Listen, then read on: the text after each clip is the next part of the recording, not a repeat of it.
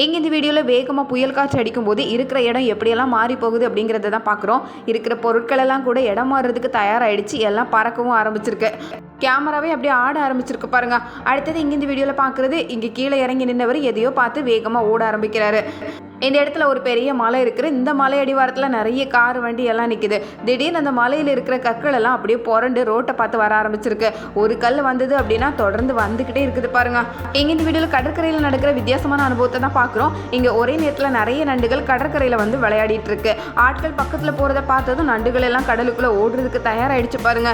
இதே மாதிரி தான் ஆமைகளும் கடற்கரையில் மண்ணு தோண்டி முட்டையிட்டு பெரிய ஆமை கடலுக்குள்ளே போயிடும். இந்த ஆமைகள் எல்லாம் அதுக்கப்புறம் குஞ்சு பொறிச்சு குஞ்சுகள் எல்லாம் கடலை பார்த்து வேக வேகமாக ஓட ஆரம்பிக்கும். இது கொஞ்சம் சவாலான பயணம் தான். அடுத்தது இங்க இந்த வீடியோல பாக்குறது வித்தியாசமான ஒரு பறவை தான். பாக்குறதுக்கு பயங்கரமா இருக்குல்ல. இந்த பறவை தன்னோட ரெக்கையை விரிச்சு வச்சிருக்கிறது தான் பாக்குறோம். இன்னும் முகத்தை பார்க்க முடியல. ரொம்ப பழங்கால பறவை, ரொம்ப குஷியா இருக்குது போல. அதனால டான்ஸ் ஆடுறதை இப்போதைக்கு நிறுத்துற மாதிரி தெரியல. எப்படியோ ஒரு வழியா பொறுமையா இருந்து அதோட முகத்தையும் பார்த்தாச்சு. எதிரிகளை பயமுறுத்துறதுக்கும் இப்படி ஒரு ஐடியாவை ஃபாலோ பண்ணும். இப்ப பாக்குறதுக்கு சாதாரணமா இருக்கு பாருங்க. அடுத்தது இங்க இந்த வீடியோல நம்ம பாக்குறது பார்த்தாலும் நம்ப முடியாது அந்த மாதிரி ஒரு சம்பவம் தான். தண்ணியோட தண்ணியா நீந்தி போறது எல்லாமே எறும்புகள் தான். ஏதோ அந்த இடத்துல ஒரு எறும்பு பூத்து வந்து அதுல எவ்வளவு எறும்புகள் பாருங்க. எறும்புலே மிசுறு மாதிரி இது கொஞ்சம் பெரிய உருவம் கொண்டது. இருக்கிற ஓலை மேல அப்படியே கூடு கட்டி தண்ணி படாம தண்ணியிலே நீந்தி போகுதான். அந்த ஓலையை பிடிச்சி வச்சிருக்கிறாரு. ஒரே இடத்துல எவ்வளவு எறும்புகள் பாருங்க. பாக்குறதுக்கே நம்ப முடியல தான். அடுத்தது இங்க இந்த வீடியோல பாக்குறது ஸ்டார் ஃபிஷ். இந்த ஸ்டார் ஃபிஷ் நம்ம ரொம்ப அழகானது அப்படின்னு நினைச்சு ஆச்சரியமா பார்ப்போம். இந்த ஸ்டார் ஃபிஷ் பக்கத்துல வந்து ஒரு பள்ளியை அப்படியே உறிஞ்சி சாப்பிடுறதுக்கு தயாராகிறத தான் பாக்குறோம். அழகு எப்போதும் ஆபத்து தான் சொல்லுவாங்க. எவ்வளவு உண்மையாயிடுச்சு பாருங்க. இந்த ஸ்டார் ஃபிஷ்ஷோட அழகுல மயங்கி பக்கத்துல போனா அவ்வளவுதான். எங்க இந்த வீடியோல கம்பளி பூச்சிகளை தான் பாக்குறோம். இதை எங்க ஊர்ல மசுக்குட்டின்னு சொல்லுவாங்க. எப்படி லைனா போகுது பாருங்க. தனியா மட்டும் இதை பார்க்கவே முடியாது. இருந்தாலே கூட்டமா தான் இருக்கும். ஒரு முடி பட்டாலும் அவ்வளவுதான், உடம்பெல்லாம் அப்படியே வீங்க ஆரம்பிச்சிடும். இதுல யாருக்கெல்லாம் அனுபவம் இருக்குன்னு கீழே கமெண்ட்ல சொல்லுங்க. அடுத்தது இங்க இந்த வீடியோல நம்ம பாக்குறது பனி பிரதேசம் தான். பனியெல்லாம் மூடி இருக்கு மேற்கூரைய. திடுதிப்புன்னு மொத்த பனியும் கீழே விழும்போது அந்த இடமே பாக்குறதுக்கு முடியாத அளவுக்கு ஆயிடுச்சு பாருங்க. இந்த மாதிரி பனியில கூட நிறைய பேர் சிக்கிடுவாங்களாம். சிக்கின ஆட்கள் எங்க போனாங்க அப்படிங்கறத கண்டுபிடிக்கிறதே ரொம்ப சிரமமா இருக்கும். அடுத்தது இங்க இந்த வீடியோல நம்ம பாக்குறது கல் மலை, பனிக்கட்டி மலைன்னு சொல்லலாம். நம்ம ஊர்ல இது ஆலங்கட்டி மலைன்னு சொல்லுவாங்க. அப்படியே வானத்துல இருந்து ஐஸ் கியூப் எல்லாம் கீழே விழுந்தா எப்படி இருக்கும் அந்த மாதிரி தான் தண்ணிக்கு பதிலாக இப்படி ஐஸ் கியூபா கீழே விழும். இது பாக்குறதுக்கு அப்படியே சின்ன சின்ன வைரக்கற்கள் மாதிரி, சில நேரங்கள்ல சின்னதாகவும் விழும். ரொம்ப பெரிய பெரிய ஐஸ் கியூபை தூக்கி போட்டா எப்படி இருக்கும் அந்த மாதிரி பெரிய பெரிய உருவத்திலையும் விழும். இந்த மாதிரி ஒரு மலையை இதுவரைக்கும் பார்த்திராதனால அங்க இருக்கிற மாடுகள் எல்லாம் மிரண்டு என்னவோ ஏதோ அப்படின்னு சொல்லி ஓடுது.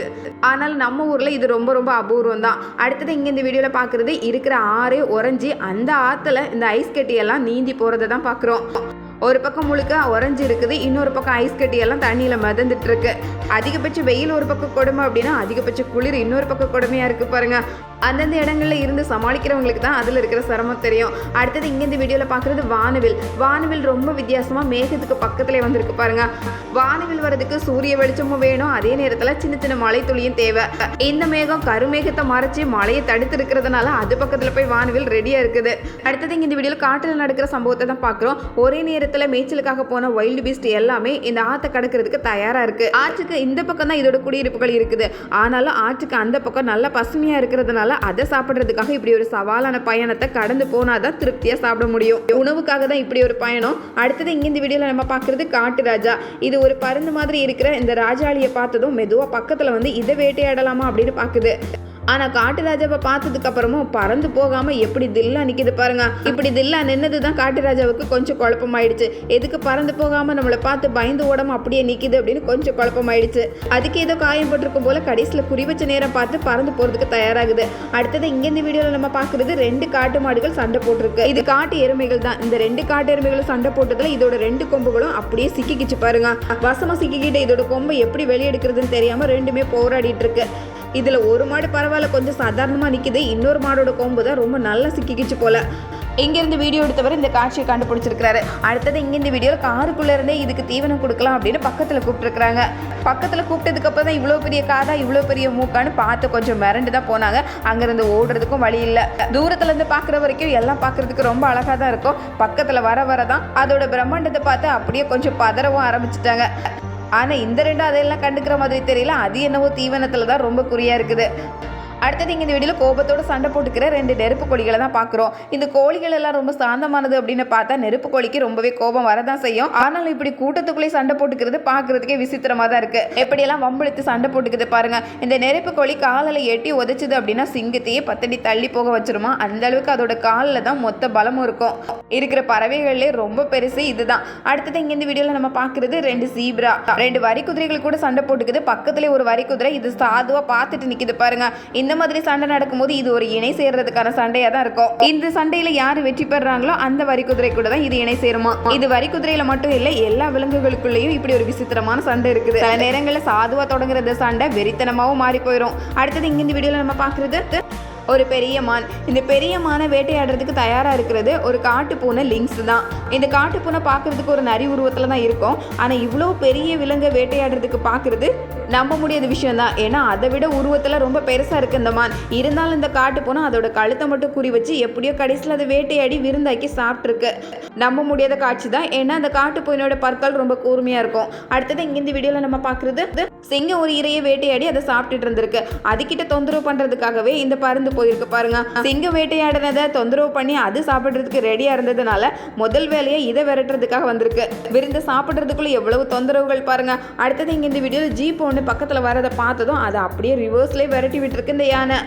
ஜீப்பை ஓட்டிட்டு வந்தவர் நிலைமையை தெரிஞ்சுக்கிட்டு அப்படியே கொஞ்சம் கொஞ்சமாக பின்னாடி எடுத்துட்டாரு. வேற வழி இல்லை. யானையை சமாதானம் பண்ணுறதுக்கு இடத்த காலி பண்ணாதான் முடியும். இல்லை ஜீப்பையே கவிழ்த்து விட்டாலும் ஆச்சரியப்படுறதுக்கு இல்லை. இதே மாதிரி இங்கே இந்த வீடியோவில் இந்த மரத்தையே சுற்றி வந்த ஒரு யானையை தான் பார்க்குறோம். இது எதுக்காக தனியாக வந்து மரத்தையே சுற்றி பார்க்குது அப்படின்னா அந்த மரத்தில் உட்காந்து அப்படியே சொரிய ஆரம்பிச்சிருக்கு. இந்த யானைக்கு கடி எடுக்க ஆரம்பிச்சதுனால இப்படி ஒரு வேலை பார்த்துருக்கு. நாலுமே காலாக இருக்கிறதுனால விலங்குகளுக்கு இது கொஞ்சம் சிரமமான விஷயம்தான். ஆனாலும் அதையும் சமாளிக்கிறதுக்கு எப்படி ஒரு ஐடியா கண்டுபிடிச்சிருக்கு பாருங்க. அடுத்தது இங்கே இந்த வீடியோவில் தூரத்தில் இருக்கிற ஒரு யானையை இங்கே வேன்ல இருந்து வேடிக்கை பார்த்துட்டு இருக்கிறாங்க. அதை பார்த்து கோபமான யானை ரொம்ப வேகமாக ஓடி வந்து கண்ணாடியிலே முட்டிருக்கு பாருங்க. கண்ணாடியெல்லாம் அப்படியே சல்லியாக நொறுங்கி போச்சு. இருந்தாலும் யானைக்கு இவ்வளவு கோபம் ஆகாது அப்படின்னு நினைக்கிற மாதிரி தான் கண்ணாடி இருக்கிற தைரியத்தில் தான் உள்ளே உட்காந்துருப்போம். ஆனால் கண்ணாடியை நிமிஷத்தில் உடச்சிடுச்சு பாருங்க. கத்துனதுனால அப்படியே விட்டுட்டு போயிடுச்சு. அடுத்தது இங்க இந்த வீடியோவில் நம்ம பார்க்குறது ரொம்ப விசித்திரமான சம்பவம் தான். சிங்கங்கள் இருக்கிற அதே பகுதியில் தான் ஹைனாவும் வசிக்கும். ஹைனா எப்போதும் கூட்டமாக தான் இருக்கும். ஆனால் அந்த ஹைனாவுக்கு காலையில் தொடங்குற பசி ராத்திரி ஆனால் கூட நிற்காதான். ஏன்னா அந்த அளவுக்கு அதோட செரிமான மண்டலம் ரொம்ப ஃபாஸ்ட்டாக இருக்கிறதுனால எவ்வளோ சாப்பிட்டாலும் திரும்ப அதுக்கு பசி எடுத்துகிட்டே இருக்கும். சிங்கங்கள் அந்த மாதிரி இல்லை. அதுக்கு பசி வரும்போது ஏதாவது ஒரு விலங்கு வேட்டையாடி சாப்பிட்டு முடிச்சுட்டு அவ்வளவுதான். ஆனால் அந்த ஹைனாக்கள் சிங்கங்கள் கஷ்டப்பட்டு உழைச்சி சாப்பிட்றதுக்கு தயாராக இருக்கிற நேரத்தில் தொந்தரவு பண்ணுறதுக்காகவே இப்படி 20-25 ஹைனாக்கள் சுற்றி வந்துக்கிட்டே இருக்குமா. அந்த சிங்கத்தால் நிம்மதியாக சாப்பிடவே முடியாது. சில நேரங்களில் வேணும்னே சிங்கத்துக்கிட்ட கூட்டமாக போய் வம்பளுக்கவும் செய்யும். காலையில் தொடங்கி நடக்க ஆரம்பிக்கிற அந்த ஹைனா எதுக்கு நடக்கிறோம் அப்படின்னு தெரியாமலே காடு முழுக்க அலைஞ்சிக்கிட்டே தான் இருக்குமா. இப்படி அலைஞ்சு அதுக்கு பசி வந்துட்டே இருக்கும். அதனால எங்கே சாப்பாடு கிடைக்கும் அப்படின்னு சுற்றி தேடிக்கிட்டே தான் இருக்குமா. இந்த ஹைனாக்களோட வாழ்க்கை ரொம்ப விசித்திரமானது. மற்ற விலங்குகள் கிட்ட இருந்து திருடி சாப்பிட்றதுல ரொம்ப ஆர்வமாக இருக்கும். சிங்கம் சாப்பிட்டு முடிச்சுட்டு மீதியெல்லாம் அங்கே போட்டுட்டு அப்படியே போயிடும். அதுக்கப்புறம் நம்ம சாப்பிடலாம் அப்படிங்கிற ஒரு பொறுமையே இருக்காதான்.